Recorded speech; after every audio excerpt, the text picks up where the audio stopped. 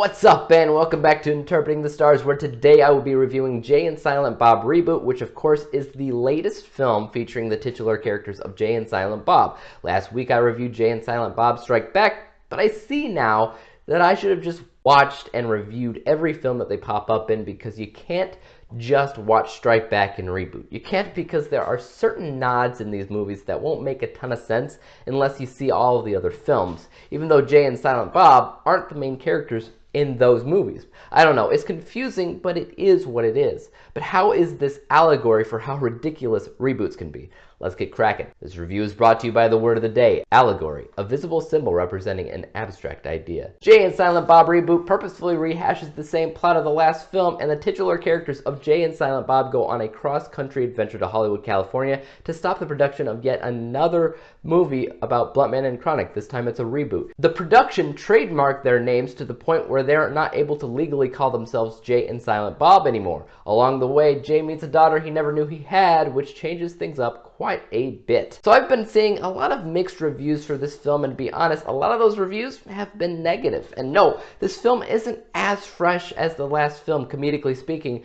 but the way I see it is, that first film was already contained in an incredibly small niche of comedy. You're either gonna love it or hate it, and I feel like the reboot took that already small niche and made it smaller when they decided to go the route that this film took, which was the reboot gimmick. Personally, I like the gimmick because the series has always made it abundantly clear that it is incredibly self-aware. The meta humor in both these films is top-notch. I don't think it was written as well as the first, of course, given the fact that it was already grasping at the hope that people would love the reboot gimmick, which works at times, but doesn't work at other times. I feel like the gimmick works more for like a short film concept, or maybe just part of the film, but it should have maybe gone a different direction eventually. And I think that was the purpose of the daughter, who was, in my opinion, the best part of the film. It took me a while to open up to her character, though. I didn't immediately love her, because her character isn't as out there as Jay or Silent Bob, or honestly any of the other major characters from the last film.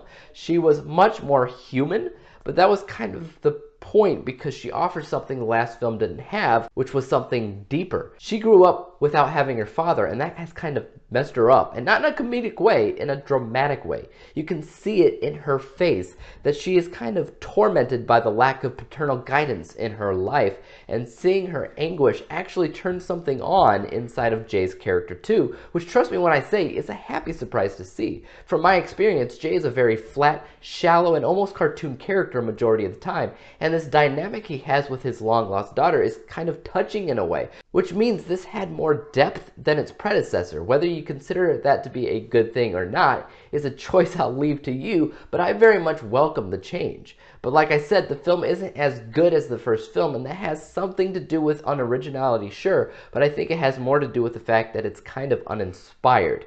You can do a lot with a reboot gimmick that still feels fresh, and they do have stuff like that in this movie too, but not always. Some things that happen almost feel like they're filler just to get to the next part, and it doesn't feel super thought out. So just like the first film, they're often traveling from punchline to punchline, but those punchlines aren't as smooth in this film as the first film a majority of the time, so it doesn't feel as special as that, even though it's still star-studded.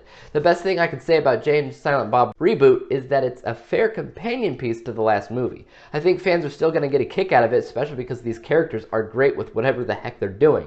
I gave this film a score of 77%. 77 out of 100 possible stars, granting it the letter grade of C+. Looking at my film DNA score, my level of entertainment for this film was exactly the same as Zombieland Double Tap and Happy Death Day to You, which makes perfect sense. Those are both the same kind of comedy sequel, where the first film wasn't as complex, less was more, and it thrived because of that. Other movies that matched the same entertainment level were Gemini Man, Angel Has Fallen, and El Camino. If that gives you any kind of idea of where I place this. Guys, I want to hear from you. Are you a fan of Kevin Smith, Jay and Silent Bob characters, and if so, what was the best film to feature them? Let me know below. As for YouTube, you know what to do. Hit the subscribe button if you like this review and would like to see others like it. Hit the thumbs up button because that always helps out my channel, and don't forget about the little bell icon, which helps notify you when I come out with my next review. And until then, peace out!